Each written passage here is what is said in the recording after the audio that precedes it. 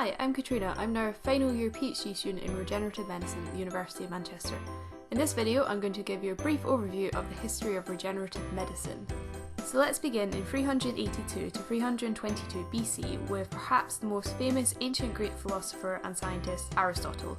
He observed that the tails of lizards and snakes and the eyes of swallow chicks could regenerate. Jumping forward to the 18th century, this became an interesting area of research.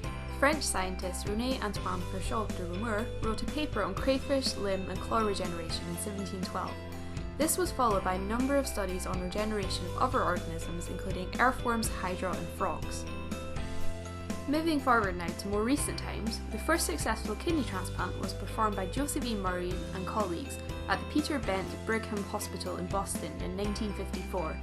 This was done on identical twin brothers to avoid immune rejection. In 1958, John Gurdon at the University of Oxford successfully cloned a frog. The 1960s then saw the first liver, lung, pancreas and heart transplantations. Another important landmark was the first successful non-twin bone marrow transplantation in 1968.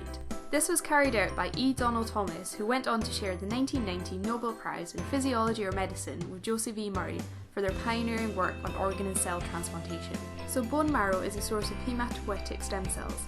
In 1978, stem cells were discovered in umbilical cord blood, and in 1981, mouse embryonic stem cells were isolated and grown in a lab for the first time. Now this is a landmark I'm sure you're all very familiar with.